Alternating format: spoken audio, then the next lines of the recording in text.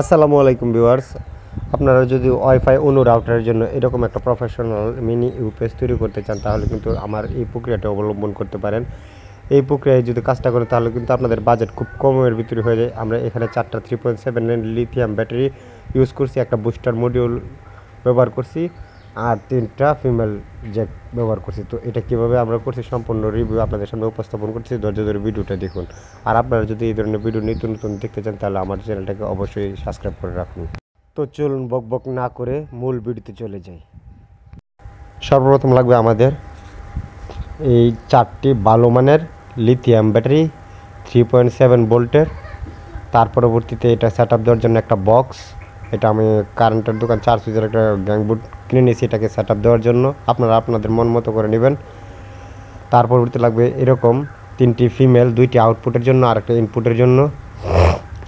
তার পরবর্তীতে লাগবে আপনাদের এই যে বোর্ডের মধ্যে 3টা ফিমেলের 3টা কানা করে নেবেন, একটা সুইচ নিয়ে নিছি আমরা।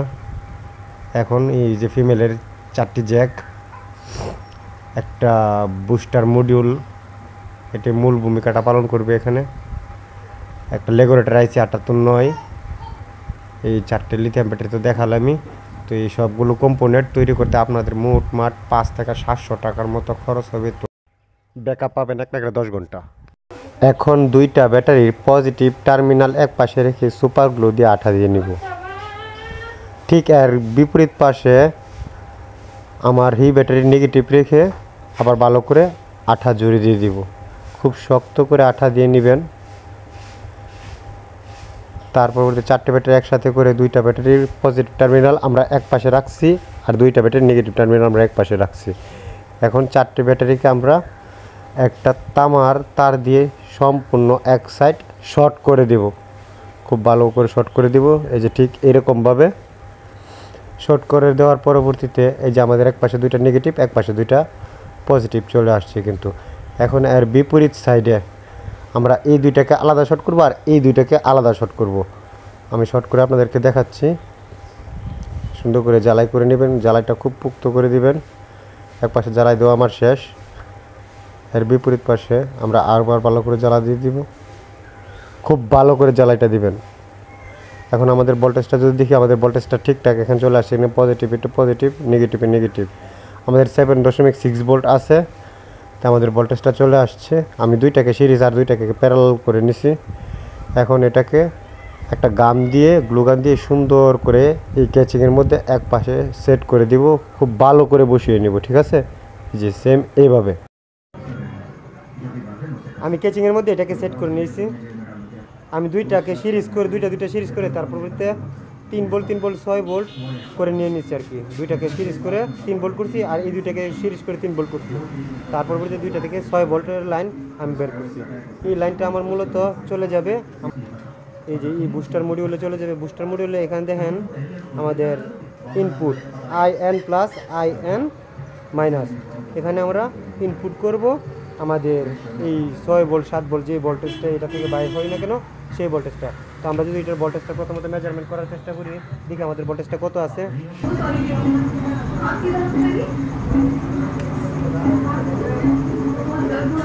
জ্বালাইটা খুব সুন্দর করে খেয়াল করে করবেন।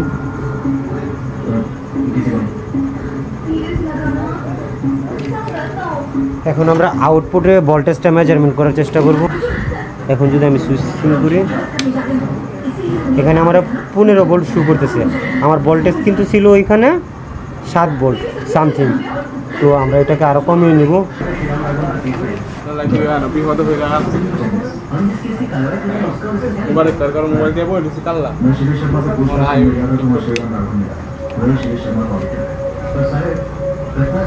এটাকে আমরা এখানে এভাবে সুন্দর করে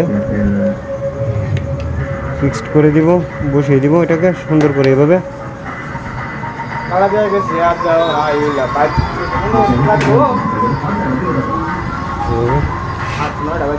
এভাবে এটাকে আমরা এখানে বসিয়ে নিব।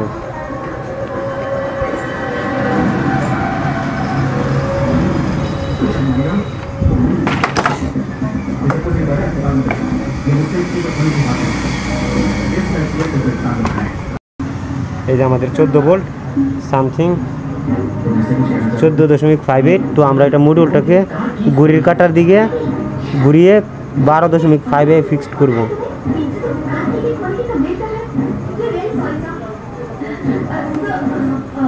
অল্প অল্প করে ঘুরাবেন।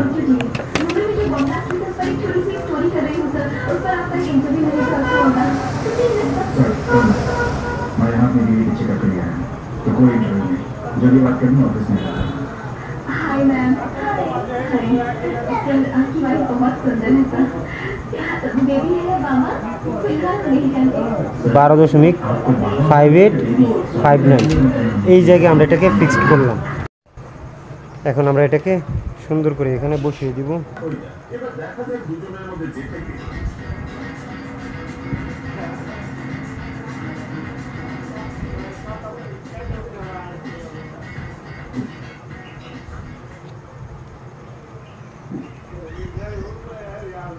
আর এখানে আমরা চার্জের জন্য একটা ফিমেল লাগিয়ে নিব চার্জিংয়ের জন্য।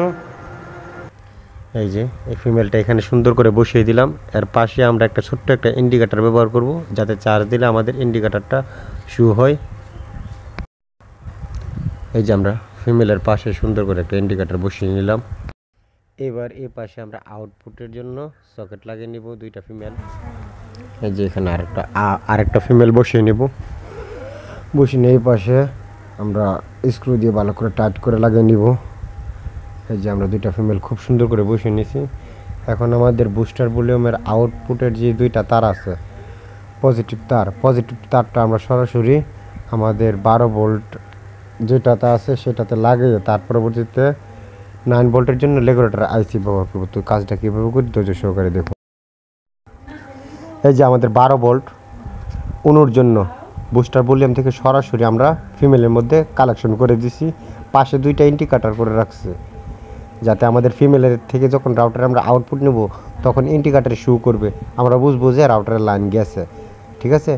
আর এখন এই বাড়তি দুইটা তারের মধ্যে আমরা রেগুলেটর সেকশন জন্য রেগুলেটর একটা আইসি দিয়ে 9 ভোল্ট তৈরি করবো। এই 12 ভোল্ট থেকে কনভার্ট করে 9 ভোল্ট নিয়ে আমরা রাউটারের জন্য বিপরীত ফিমেলে কালেকশন করে দেব। তো কাজটা করতেছি, কাজটা দেখেন কীভাবে কাজটা শেষ করি। ভিউয়ার্স, সাময়িক অসুবিধার জন্য দুঃখিত, আমি ভিডিওটা একটু স্কিপ করতে হয়েছে একটু সমস্যার কারণে।